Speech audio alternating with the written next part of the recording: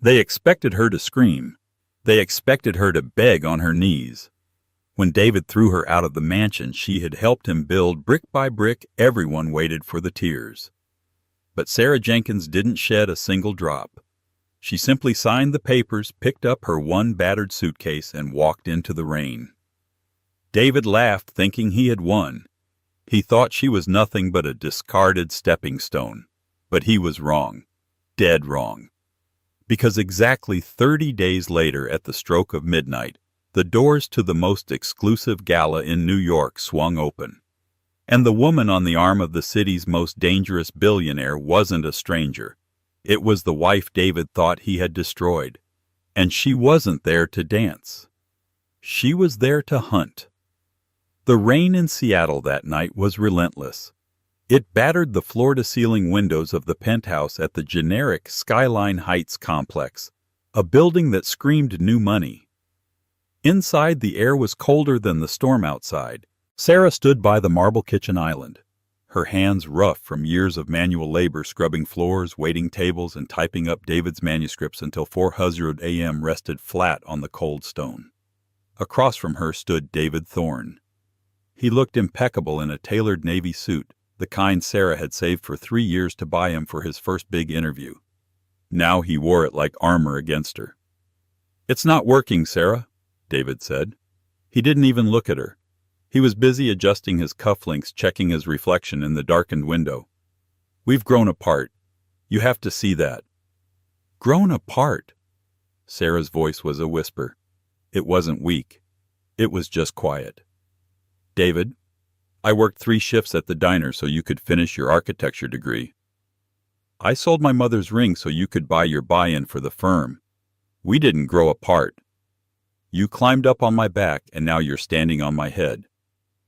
David finally turned, his face handsome in a sharp, predatory way twisted into a sneer. "Don't be dramatic. I'm grateful, sure. But look at you, Sarah.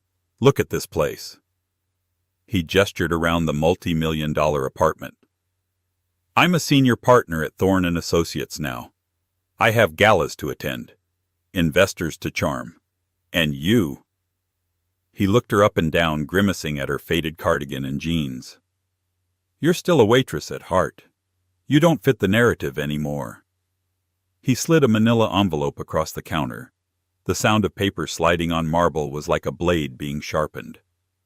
"The alimony is generous," he said, his tone dismissing her. "Take it.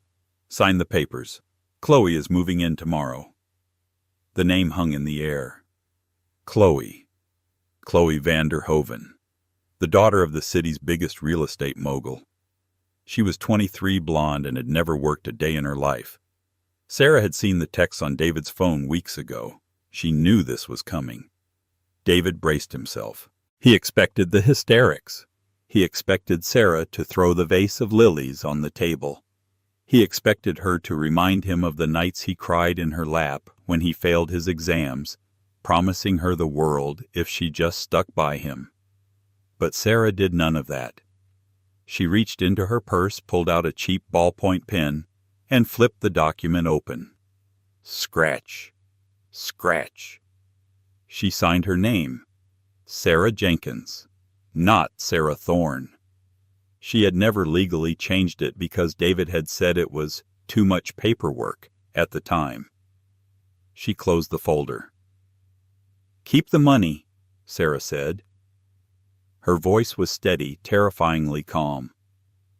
"I don't want a penny of what you think you earned." David blinked, stunned.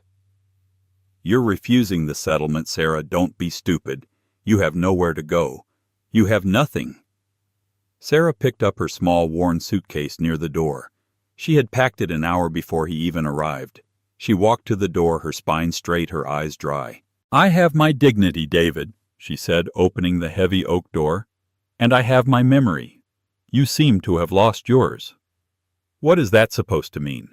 David snapped, his ego bruised by her lack of devastation.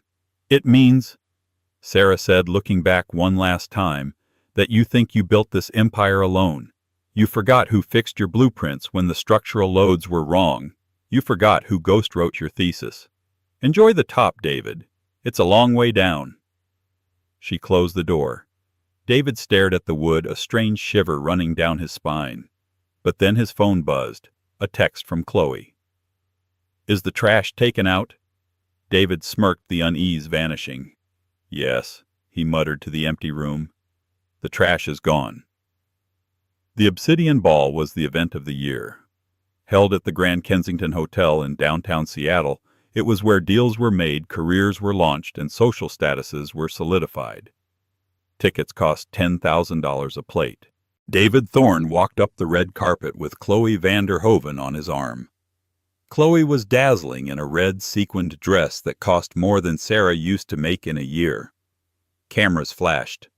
"Smile, David," Chloe hissed through her teeth, waving at the paparazzi. "My father is watching. If you want him to invest in your new skyscraper project, you need to look like a winner." "I am a winner," David said, puffing out his chest. "I got rid of the dead weight. Now I have you." Inside the ballroom was a sea of black ties and designer gowns. Crystal chandeliers the size of cars hung from the ceiling. David felt like a king. He shook hands with senators and CEOs. He was finally where he belonged. However, the buzz in the room wasn't about him. It wasn't even about Chloe's father. "Did you hear?" a banker whispered near the champagne fountain. "Lucas Sterling is coming tonight." David froze. Lucas Sterling. The name was a legend. The reclusive billionaire behind Sterling Industries, a global conglomerate that owned everything from shipping lines to tech firms. Sterling was known for two things. He was ruthlessly intelligent, and he never attended public events. He was the white whale of investors. If David could get 5 minutes with Sterling, his career would go from successful to legendary. "He's never come to the Obsidian Ball," David scoffed. "It's a rumor." "No," the banker insisted. "His private jet landed an hour ago, and they say he's brought a partner, a new chief strategy officer." Suddenly the lights in the ballroom dimmed. The chatter died down instantly. The massive double doors at the top of the grand staircase groaned open. A spotlight hit the top of the stairs. A man stepped out, tall, with broad shoulders and eyes like polished steel. He wore a tuxedo that fit him so perfectly it looked like a second skin. It was Lucas Sterling. The room gasped.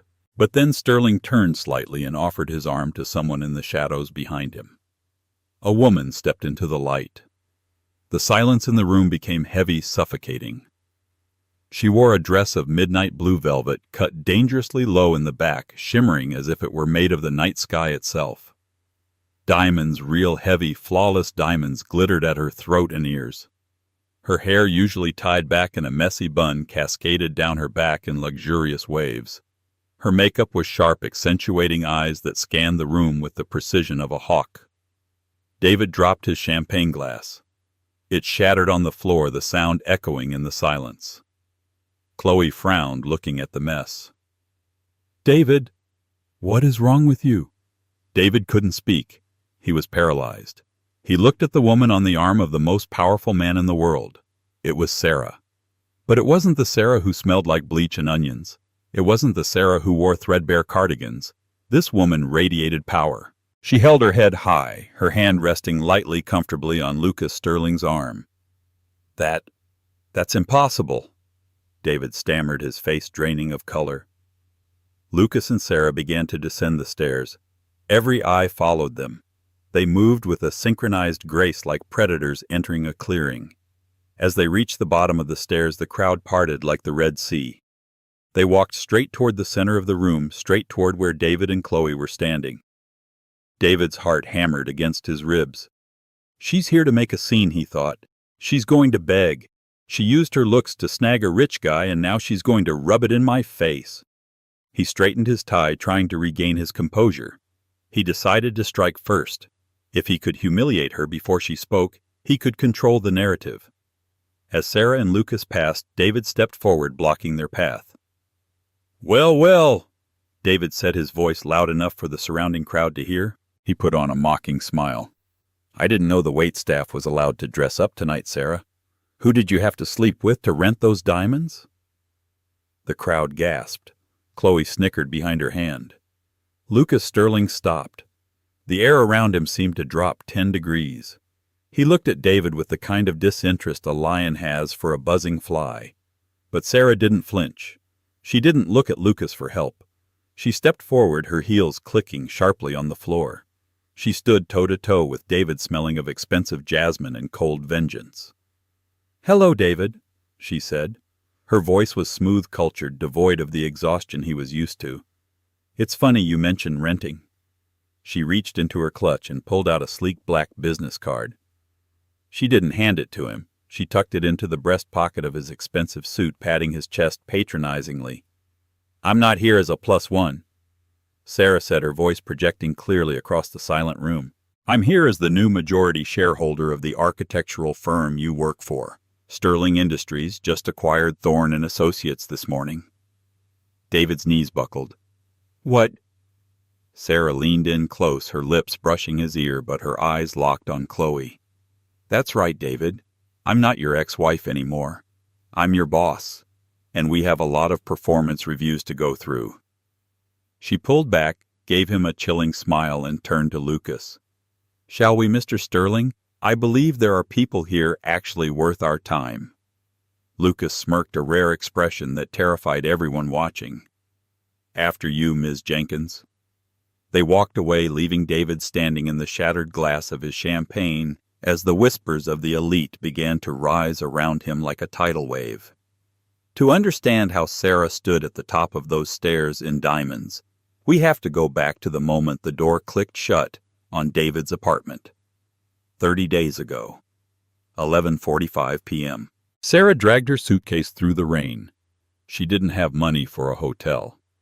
David had access to their joint accounts, and he had emptied them that morning in preparation for the separation. She had $40 in cash tips in her pocket. She found refuge in a 24-hour diner called the Rusty Spoon, 3 blocks away. She ordered a black coffee, her hands shaking as she warmed them against the ceramic mug. She was homeless, divorced, broken. But Sarah had a habit she couldn't break. Even when her world was falling apart, her mind sought order in chaos. She pulled a napkin from the dispenser and took out a pen. She began to sketch. She wasn't drawing flowers or sad faces. She was sketching the structural load distribution for the Vanguard Museum, David's current massive project. The one he was stuck on. He had been screaming for weeks that the cantilever wouldn't hold. On the napkin, Sarah solved it in 5 minutes. She adjusted the fulcrum point and added a hidden truss system. "You're off by 3 degrees, a deep voice said. Sarah jumped, covering the napkin. A man was standing at the end of her booth. He was soaking wet, wearing a black trench coat. He didn't look like he belonged in a cheap diner. He looked like he owned the city block. It was Lucas Sterling. Sarah didn't recognize him instantly. She only knew him as the stranger who had been sitting in the corner booth watching her for the last 20 minutes. "Excuse me," Sarah asked, her guard up. The man slid into the booth opposite her without asking. He pointed a long finger at the napkin. "The Vanguard Museum. The design is flawed. The architect David Thorne has been trying to force a suspension cable where a truss is needed. You just fixed it with a ballpoint pen on a napkin." Sarah stared at him. "How do you know about the Vanguard?" "I'm the one paying for it," Lucas said simply. "I'm Lucas Sterling." Sarah froze. "The billionaire client?" The man David was terrified of. The man David had been lying to for months, claiming the delays were due to permitting issues rather than his own incompetence. I shouldn't be doing this," Sarah stammered, crumpling the napkin. "David is the architect. I was his wife." "Was..." Lucas caught the word. His eyes dropped to the suitcase beside her. "Did he throw you out?" Sarah looked away ashamed. "We had irreconcilable differences. He thinks I hold him back." Lucas laughed. It was a dark, dry sound. "Hold him back, Sarah. I've been auditing Thorne and Associates for 6 months. I know David is a mediocrity, but every few months a brilliant solution appears in his files. Different handwriting, different logic. A genius ghost in the machine. I came here tonight because my private investigator told me David's ghost had just been evicted. He reached across the table and uncrumpled the napkin. He looked at the sketch, then up at her. I don't want David, Lucas said intensely. I never did. I want the person who drew this. I want the person who saved the Helix Bridge from collapsing in the simulation. I want the ghost. I have nothing, Mr. Sterling, Sarah whispered, tears finally stinging her eyes. He took the house, the money, my name. Then let's take it back, Lucas said. He pulled a contract out of his coat pocket. It was dry, protected by a leather folder. This is a contract for the position of Chief Strategy Officer and Lead Architect at Sterling Industries. The salary is 10 times what David makes, and it includes a signing bonus that will let you buy whatever clothes and whatever company you want. Sarah looked at the paper. It seemed like a dream. Why? Because I hate thieves. Lucas said, his eyes flashing with a dangerous light. And David Thorne stole your life. I'm giving you the hammer to break him. Do we have a deal? Sarah looked at the rain outside. She thought of Chloe moving into her home. She thought of David's sneer. She picked up the pen she used to fix his buildings. Do I get to fire him? She asked. Lucas smiled. Oh, Sarah, that's too easy. You get to own him. She signed. The conference room at Thorne & Associates was in chaos. The partners were shouting. The stock price was volatile. David Thorne sat at the head of the table nursing a pounding headache. The humiliation at the gala had gone viral. #Thorne Takedown was trending on Twitter. Calm down, David yelled, slamming his hand on the table. So Sterling bought a majority share. So what? He's an investor. He's not an architect. He needs us. He needs me. I'm the face of this firm. Mark, a senior partner with gray hair and zero patience, scoffed. The face. You're the laughingstock, David. You told us Sarah was a nobody. Now she's Sterling's right hand. She's sleeping with him. David insisted, desperate. It's a fling. It'll blow over in a week. When she comes crawling back, and she will, I'll make sure she signs over those shares to us. The doors to the conference room burst open. It wasn't a secretary with coffee. 2 large security guards in black suits stepped in, flanking the door. Then Sarah walked in.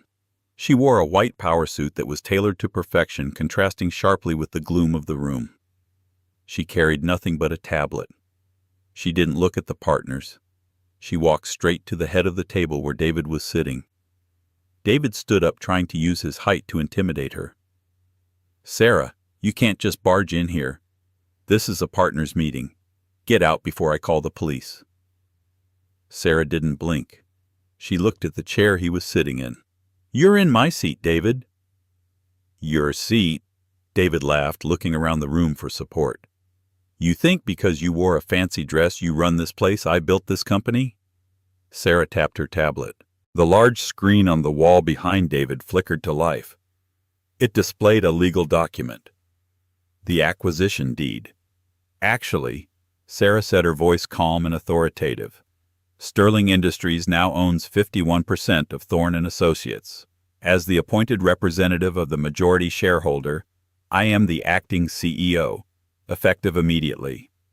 The room went dead silent. Mark, the senior partner, sat down slowly. Now, Sarah said, her eyes boring into David. Move.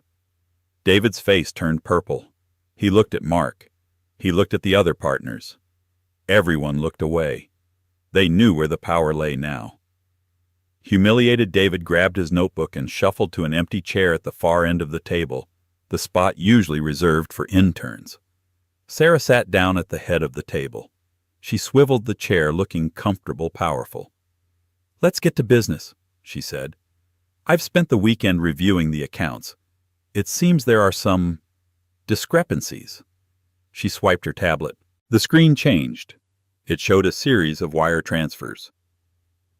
David, Sarah said, Would you like to explain why $200,000 of company funds was transferred to an account under the name Chloe Vanderhoven for interior design consulting?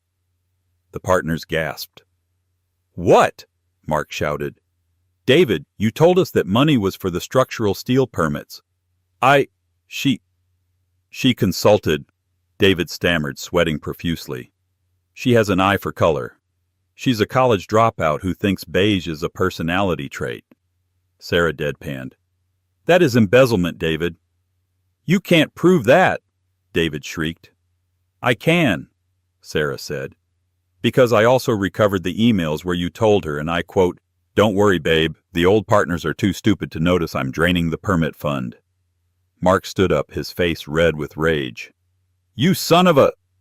Sit down, Mark, Sarah commanded. She was in total control. We aren't going to press charges. David let out a breath of relief. See? She still loves me. She won't send me to jail. No. Sarah smiled, and it was the coldest thing David had ever seen. Jail is too private. You'd get to hide there. I have a better idea. She stood up and walked over to David. You are hereby removed as senior partner, she announced. You're firing me? David asked, his voice trembling. No. If I fire you, you get a severance package. You get to leave. I'm demoting you. She dropped a lanyard on the table in front of him. It was a green badge, the badge for a junior draftsman. You will work in the basement archives, Sarah said. Your job is to digitize every blueprint from 1980 to the present. You will be paid minimum wage. You will report to the intern, Gary. And if you quit, the embezzlement evidence goes straight to the district attorney, and you go to prison for 10 years. David stared at the green badge. It was a death sentence for his ego. You can't do this, he whispered. I just did, Sarah said. She turned back to the room. Now, does anyone else have a problem with the new leadership? The room was silent. Good, Sarah said. Meeting adjourned. David, don't be late for your shift. Gary hates tardiness. As the partners filed out, avoiding David like he was a leper, Sarah stood by the window. She watched the city below. Her phone buzzed. A text from Lucas Sterling. Did he cry? Sarah smiled and typed back, not yet. But he will.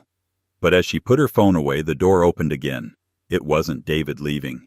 It was Chloe Vanderhoven. And she didn't look scared. She looked furious. You think you've won, you little waitress? Chloe spat, storming into the room.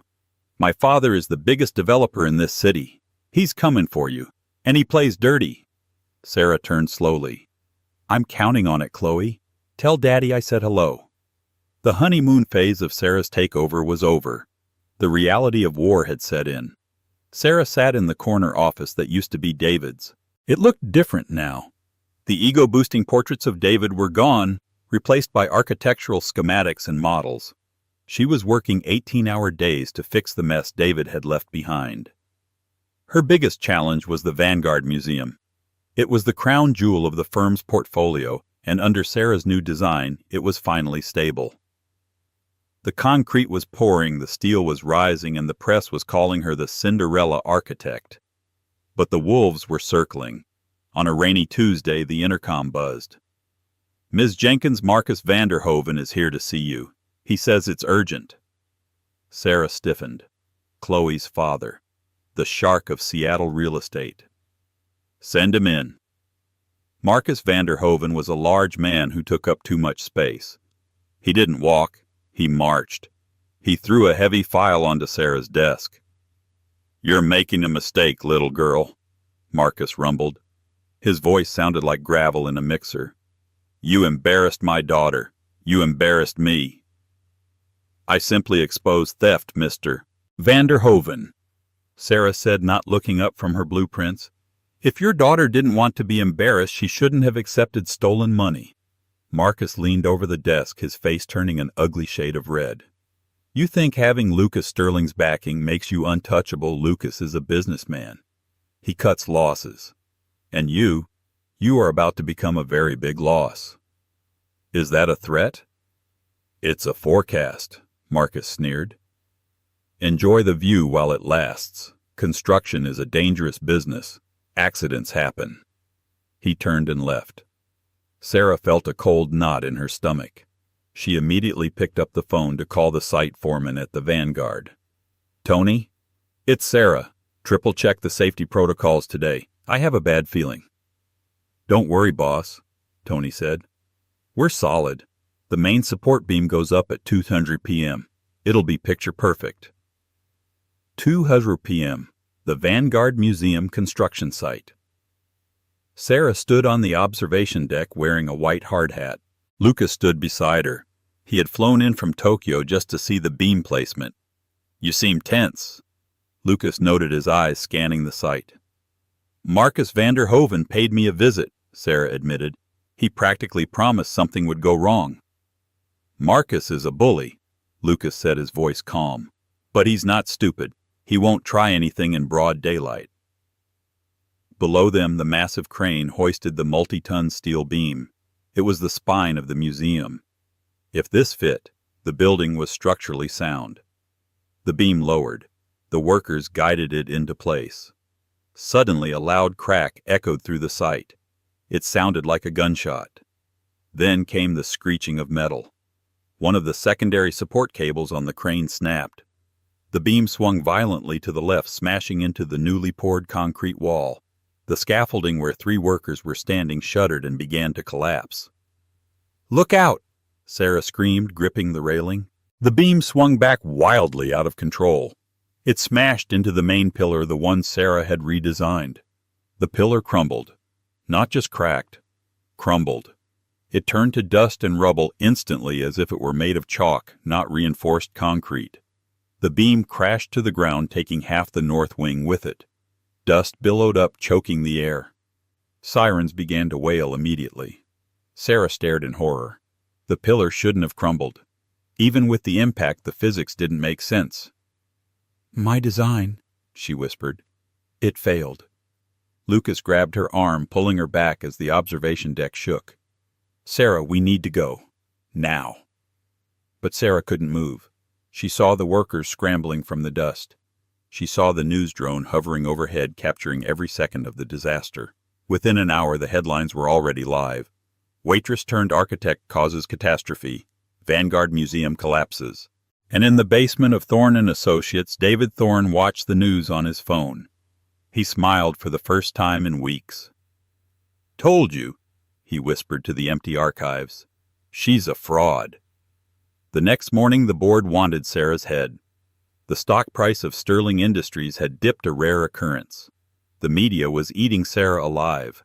Marcus van der Hoven was on TV looking grave, saying, "This is what happens when you let amateurs play with millions of dollars. My daughter's fiancé David tried to warn them." Sarah sat in her office, the blinds drawn. She felt defeated. She had checked her math 1,000 times. The load-bearing capacity was correct. The pillar should have held. The door opened. It was Lucas. He locked the door behind him and placed a heavy box on her desk. "They want me to fire you," Lucas said. Sarah looked down at her hands. "Maybe you should." "The pillar turned to dust, Lucas. I must have missed something." "You didn't miss anything," Lucas said sharply. He opened the box. Inside was a chunk of concrete. It was from the failed pillar. "I had a private team go into the site last night," Lucas explained. "We took samples before the city inspectors who are on van der Hoven's payroll could get there. Look at it." Sarah picked up the concrete. It felt light, too light. She rubbed it between her fingers. It was brittle. "There's too much sand," Sarah said, her eyes widening. "And, is that sawdust?" "Sawdust," Lucas confirmed. Someone tampered with the mix. They diluted the concrete so it would pass a visual inspection but crumble under stress. This wasn't a design flaw, Sarah. It was sabotage. Sarah's eyes narrowed. The despair vanished, replaced by a cold, sharp fury. "The concrete pouring was approved last Tuesday. I signed the order for Grade A industrial mix." "Who oversaw the delivery?" Lucas asked. Sarah went to her computer. She pulled up the logs. "The site manager signed it off. But wait. She zoomed in on the digital signature. It was time-stamped at 12:30 p.m. Tony, the site manager, was at lunch with me at 12:30 p.m. to discuss the unions, Sarah said. He couldn't have signed this. She traced the authorization code. It came from an internal terminal, terminal ID B004. Sarah gasped. B004. That's a computer in the basement archives. Lucas's face darkened. David. Sarah stood up. He didn't just try to ruin my career. He could have killed those workers. He swapped the concrete order. He likely did it on Vanderhoven's orders, Lucas surmised. Marcus needs the land the museum sits on. If the project fails, the city revokes the permit and Marcus buys the lot for pennies. They set David up, Sarah realized. David is stupid enough to change the order to make me look bad, but he doesn't realize that doing so is a felony that carries 20 years in prison. Marcus used him as the fall guy. So, Lucas stepped closer, his voice low and dangerous. How do you want to play this? We have the evidence. Sarah looked at the chunk of sabotage concrete. Marcus expects me to hide, she said. He expects a resignation letter. Let's give him a show instead. 3 hours later, the press room was packed. Marcus Vanderhoven stood at the podium with Chloe and David by his side. David was wearing his best suit again, looking smug. It is a tragedy, Marcus was saying into the microphones. But we must look forward. I am offering to buy the Vanguard site and clean up this mess, and David Thorne has graciously agreed to step back in as lead architect to ensure safety. David stepped up to the mic. Thank you, Marcus. It's hard to see my life's work destroyed by incompetence. But I am ready to lead again. Are you? The voice cut through the room. Sarah walked in from the back. She wasn't wearing a suit this time. She was wearing jeans and a hard hat covered in dust from the site. She looked like a warrior. Lucas Sterling walked a step behind her, silent and imposing. Ms. Jenkins, Marcus barked. This is a closed press conference for the adults. I brought show and tell, Sarah said. She walked up to the podium and slammed the box of crumbling concrete next to Marcus's hand. This is the concrete from the collapsed pillar, she announced to the cameras. It's 40% sawdust. The reporters gasped. Flashes went off like a lightning storm. That proves your incompetence, David shouted. You ordered bad materials. Did I? Sarah pulled out a piece of paper. This is the change order. It was authorized from terminal B004. Your computer, David. David's face went pale. I didn't. You did, Sarah continued, her voice rising. You logged in at 12:30 p.m. last Tuesday. You canceled the grade A mix and ordered the cheap filler from a shell company owned by... She paused, looking at Marcus. Owned by Vanderhoven Materials, LLC. The room erupted. Reporters began shouting questions. Marcus Vanderhoven looked like he was about to explode. He grabbed the microphone. She's lying. This is a fabrication. Is it? Lucas Sterling stepped forward. He held up a USB drive. I have the security footage from the basement archives. It shows David typing the order. And it shows him on speakerphone.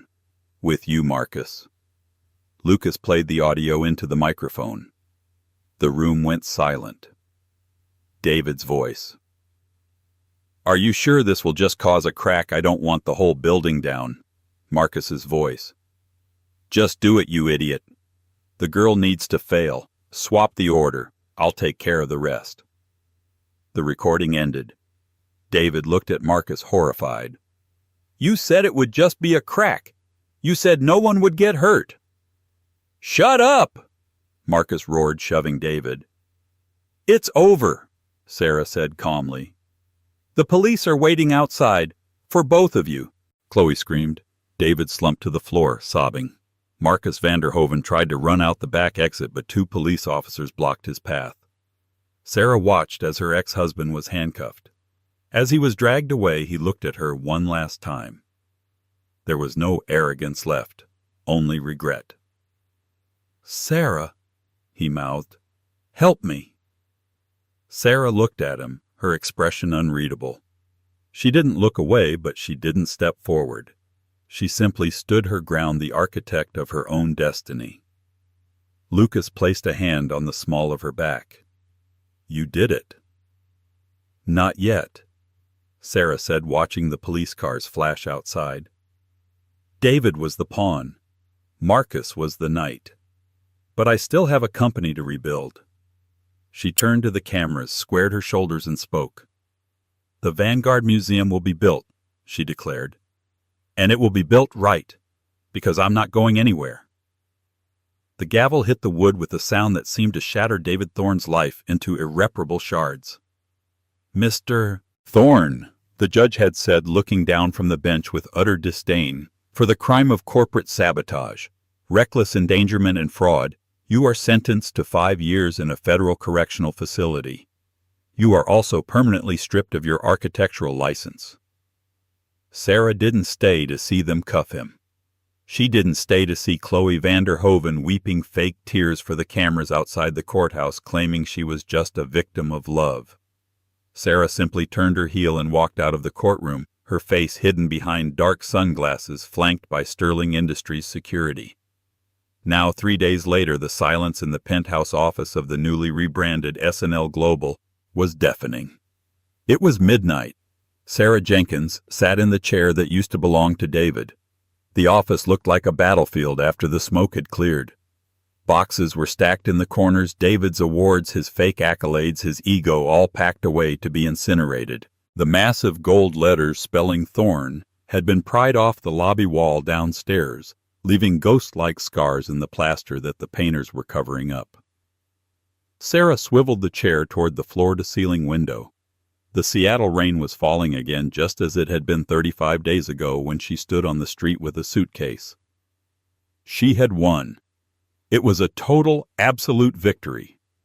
Marcus Vanderhoven's assets were frozen. David was in a cell. The board of directors was eating out of the palm of her hand. But as she looked at her reflection in the dark glass, she didn't feel the elation she expected. She felt a strange, hollow exhaustion. She had spent so many years being the fuel for David's engine, and the last month being the wrecking ball to his life. Now she didn't know who she was when she wasn't fighting for survival.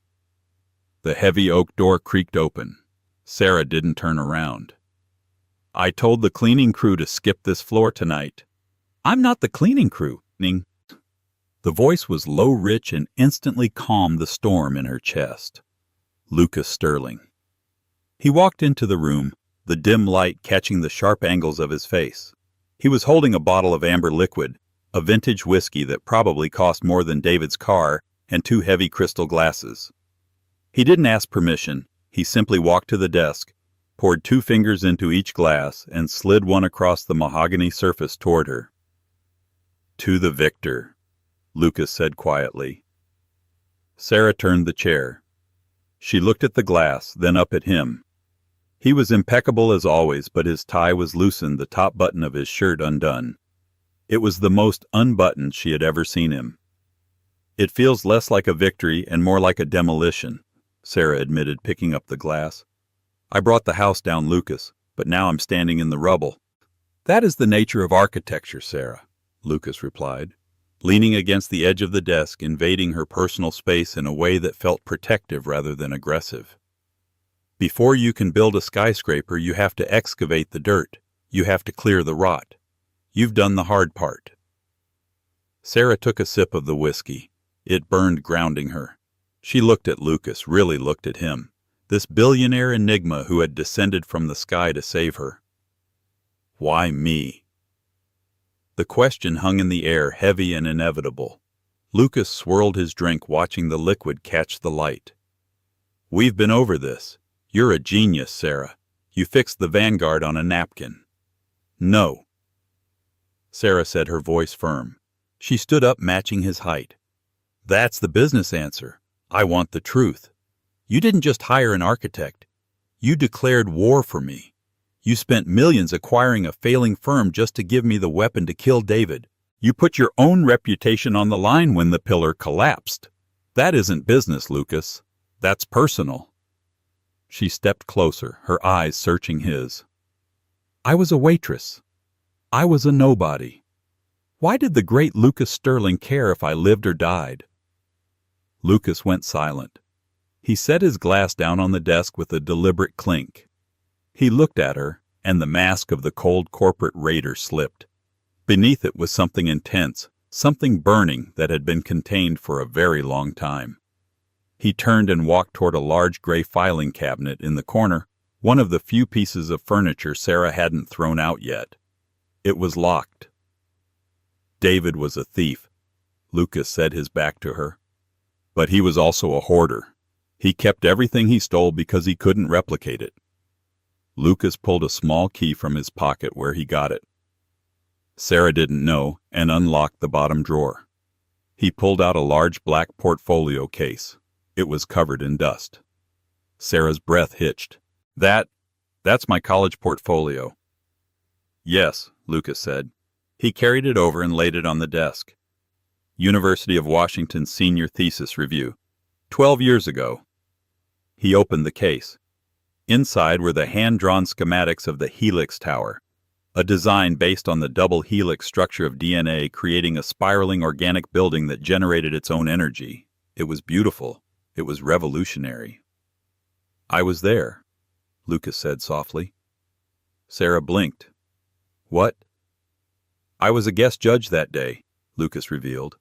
I was 28. I had just made my first billion in tech, and the dean invited me to sit in the back row. I watched 30 students present boxes and rectangles, and then you walked up. He traced the line of her drawing with a finger. You were wearing a thrift store blazer that was too big for you. You were nervous. You dropped your laser pointer. But then you started speaking. You spoke about how buildings should breathe. You spoke about structural empathy. And then you unveiled this. He tapped the helix drawing. I sat there in the dark, Lucas continued, his voice rough with emotion, and I realized I was looking at the future. I told myself I was going to offer you a job the second you graduated. I wanted to build the world with you, Sarah. Sarah felt tears prick her eyes. I never knew you were there. I waited, Lucas said, a flash of anger crossing his face.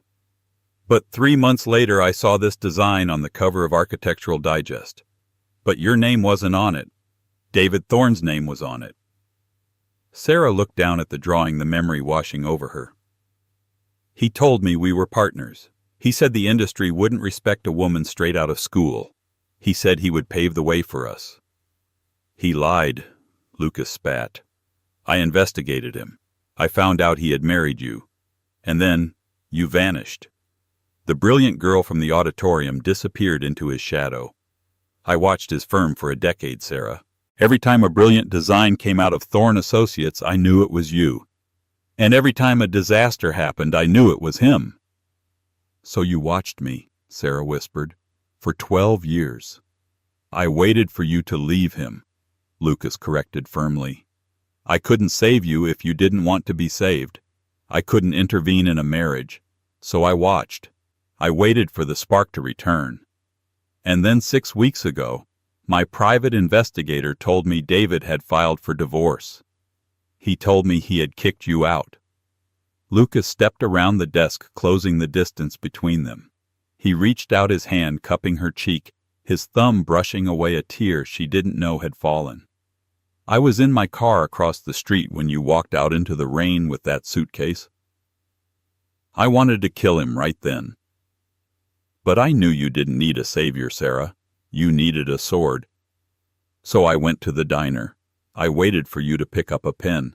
And when you fixed that museum design on a napkin despite having lost everything, I knew the genius hadn't died. She was just waking up. Sarah looked at him, her heart hammering against her ribs. The realization washed over her like a tidal wave. She hadn't been invisible. All those late nights, all those stolen credits, all those years of being told she was nothing. The most powerful man in the world had been watching, waiting for her to rise. You risked everything for a memory of a drawing, Sarah said, her voice trembling. I risked everything for the architect, Lucas whispered, and I would do it again. The tension in the room snapped. Sarah didn't think.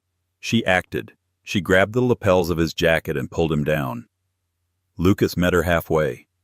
His arms wrapped around her waist, pulling her flush against him, lifting her slightly off the floor. The kiss wasn't tentative. It was a collision. It was 12 years of missed opportunities and 30 days of adrenaline crashing together. It tasted of whiskey and rain and absolute undeniable certainty. When they finally broke apart, breathless forehead resting against forehead, Sarah felt the hollowness inside her fill with something new. Strength. "We have a lot of work to do, Mr. Sterling," she whispered. Lucas smirked, the dangerous glint returning to his eyes. "The Vanguard is a ruin. The press is waiting. The world thinks we're crazy."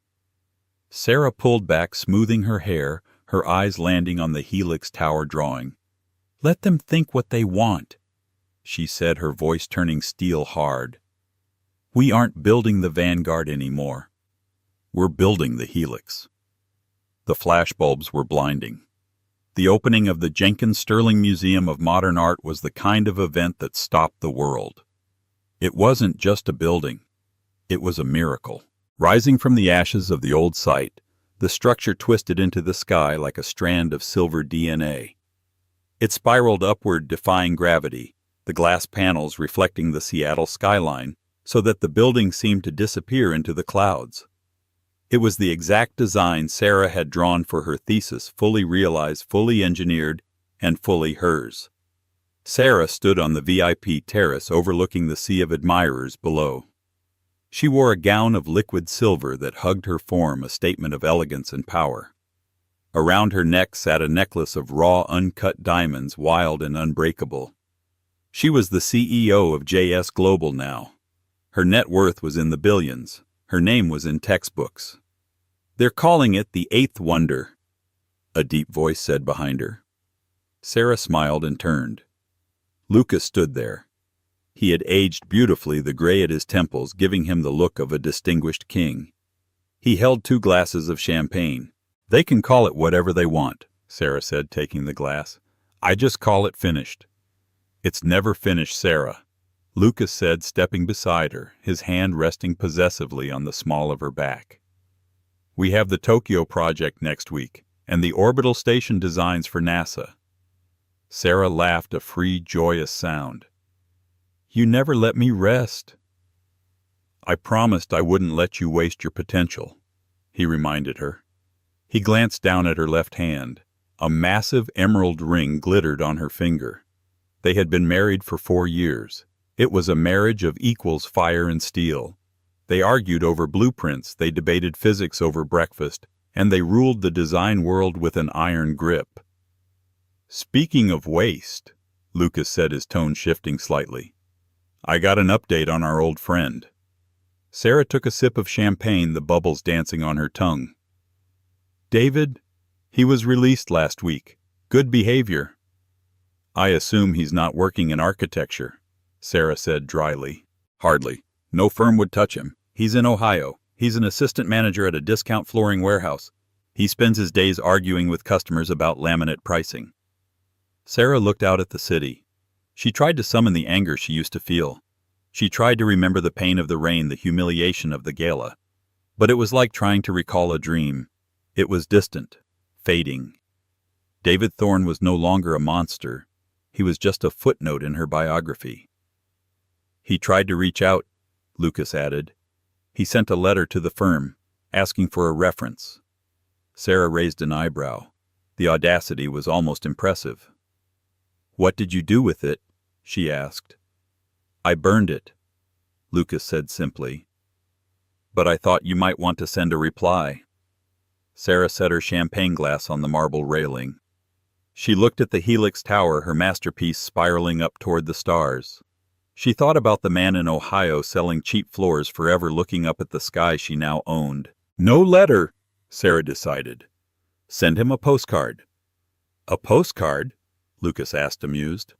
"Yes, a postcard from the gift shop, a picture of the museum. She turned to Lucas, a wicked, triumphant smile curving her lips. "Right, constructed by Sarah Jenkins Sterling on the back, and underneath that." She leaned in close to her husband, her voice a whisper of pure victory. "Just right. Wish you were here, but you wouldn't fit in the building." Lucas laughed, a rich sound that echoed over the terrace. He kissed her deeply under the glow of the building they had built together. "Consider it done, my love." Sarah turned back to the crowd, the cameras flashing below like stars. She raised her hand, waving to the world that once tried to bury her, shining brighter than any diamond on her neck. She was no longer the woman who gave up everything without tears. She was the woman who took everything back with a smile. And that, my friends, is how you build an empire. Sarah didn't just survive. She soared.